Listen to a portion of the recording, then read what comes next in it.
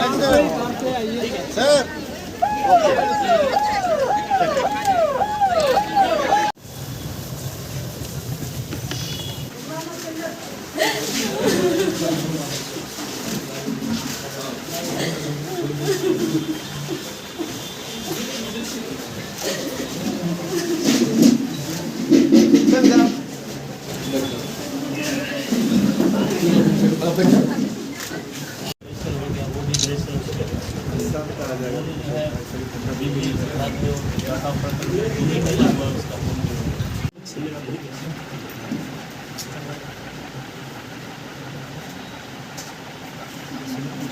हंगामा कर रहा था ये उसमें शरीक भी नहीं था।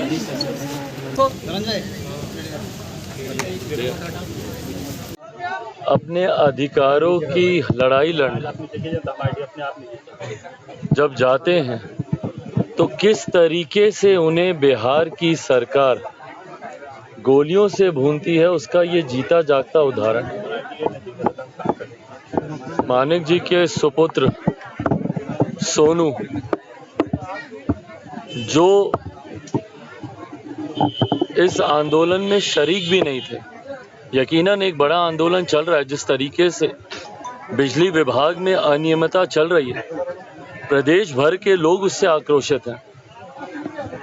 पर उस दिन की एक ऐसी घटना, एक ऐसा नौजवान लड़का जो कि उस आंदोलन में शरीक भी नहीं था और जो सिर्फ अपने बड़े भाई को लेने, ताकि वो सकुशल घर आ जाए वापस, सिर्फ उनको लेने गया था। और उसमें भी उसने इस बात का इंतज़ार किया कि जब तक माहौल शांत नहीं होता है तब तक वो अंदर नहीं घुसा उसमें। जब सारे हालात शांत हुए उसके बाद वो अपने भाई को लेने वहाँ पर गया। और शांत माहौल में जिस तरीके से बिहार प्रशासन के द्वारा गोली चलाई गई और एक नौजवान निर्दोष की इसमें हत्या कर दी गई, इसकी जिम्मेदारी किसकी बनती है, ये सवाल आप सब बुद्धिजीवी वर्ग से आते हैं और लोकतंत्र का चौथा स्तंभ है आप लोग। ये सवाल मैं आप लोगों के लिए भी छोड़ता हूँ कि आप लोग बताएं कि भैया इसमें किसकी जिम्मेदारी बनती है, किसकी जवाबदेही बनती है। जब रक्षक ही भक्षक बन जाए, जिसके ऊपर जिम्मेदारी हो कानून व्यवस्था को सुचारू रूप से चलाने की, कानून व्यवस्था को बनाए रखने की, जब वही लोग निर्दोषों पर जब गोली चलाने लग जाएं तो भैया एक आम बिहारी कहाँ जाएगा, बताए ना। और इसीलिए ये सवाल मुख्यमंत्री नीतीश कुमार जी से भी बनता है, क्योंकि मुख्यमंत्री होने के साथ साथ हमारे प्रदेश के वो गृह मंत्री भी हैं। जवाब दे मुख्यमंत्री नीतीश कुमार जी कि आपके प्रशासन के लोगों को किसने अधिकार दिया कि आप निर्दोषों पे आप गोली चलाएं। बार बार आप 90 के दशक को याद दिलाते थे और कहते थे कि भैया जंगल राज था। आज उसी जंगल राज के साथ आपने हाथ मिला लिया और बिहार में एक महाजंगल राज ऐसा कायम किया है जहां पर अब तो निर्दोषों के ऊपर गोलियां चलने लग गई हैं। इस सरकार के पास है समाधान किसी समस्या का? छात्र सड़क पर उतरते हैं तो लाठी चलाई जाती है, शिक्षक उतरते हैं तो लाठी चलाई जाती है, अभ्यर्थी उतरते हैं तो लाठी चलाई जाती है, किसान सलाहकार उतरते हैं तो लाठी चलाई जाती है। अलग अलग वर्ग के लोग, पासी समाज के लोग, अलग अलग वर्ग के लोग जब अपने अधिकारों के लिए सड़क पर उतरते हैं तो लाठी चलाई जाती है। और अब हद इस बात की हो गई कि लाठी के साथ साथ आप गोली भी चला रहे हैं। ये गोली लाठी की सरकार जो बिहार में मुख्यमंत्री नीतीश कुमार जी के नेतृत्व में बन चुकी है, तो भाई मुख्यमंत्री बता देना, अगर यही इनकी न्याय की प्रक्रिया है तो कानून की सारी धाराएं बिहार से समाप्त कर देनी चाहिए, आईपीसी की सारी धाराएं समाप्त कर दें।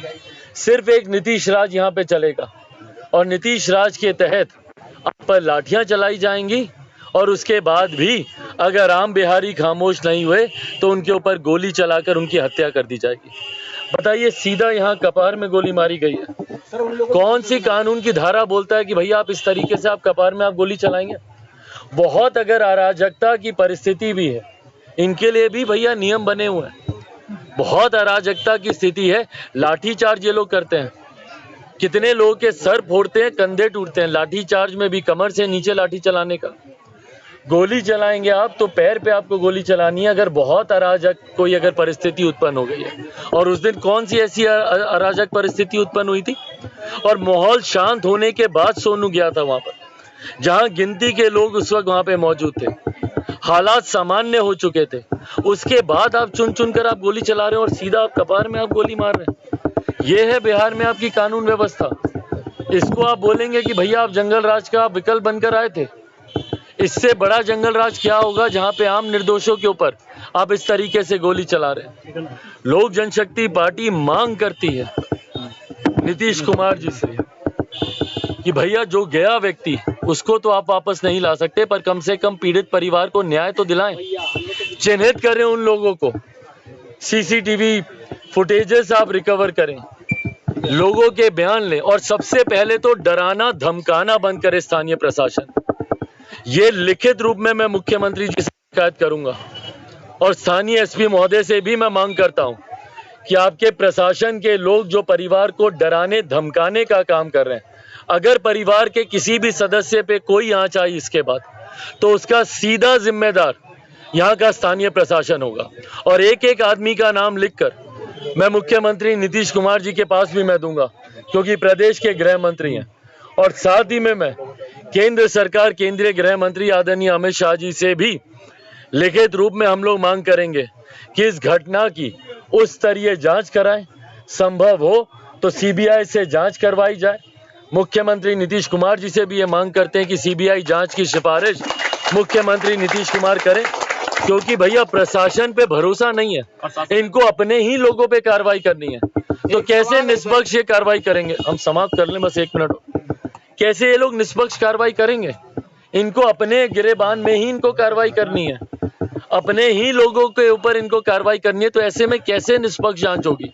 इसीलिए ये मांग लोक जनशक्ति पार्टी रामविलास करती है कि मुख्यमंत्री नीतीश कुमार जी सीबीआई जांच की सिफारिश करें। केंद्र सरकार से भी मैं यह आग्रह करूंगा कि स्वतः इसकी जांच करवाएं, उस स्तरीय इस पे जांच हो और जितने भी दोषी अधिकारी हैं सख्त से सख्त कार्रवाई उन लोगों पर होनी चाहिए। घर का कमाने खाने वाला व्यक्ति जो आने वाले समय में इस परिवार के बुढ़ापे का सहारा बनता, वो परिवार का सदस्य गया, उचित मुआवजा परिवार को मिले। भाई कोई झांकने तक नहीं आया यहाँ पे। ये जिम्मेदारी है स्थानीय प्रशासन के लोगों की। कहाँ है भैया डीएम एसपी यहाँ के? क्यों नहीं आते वो परिवार के लोगों से मिलने? ये उंगली उन्हीं के ही प्रशासन के लोगों के ऊपर उठ रही है। तो क्यों मौन है यहाँ के लोग, यहाँ के प्रशासन के लोग क्यों खामोश है भैया? किस बात का डर है उन लोगों को आने से? और उन लोगों के नाम लिखित रूप में जाएंगे।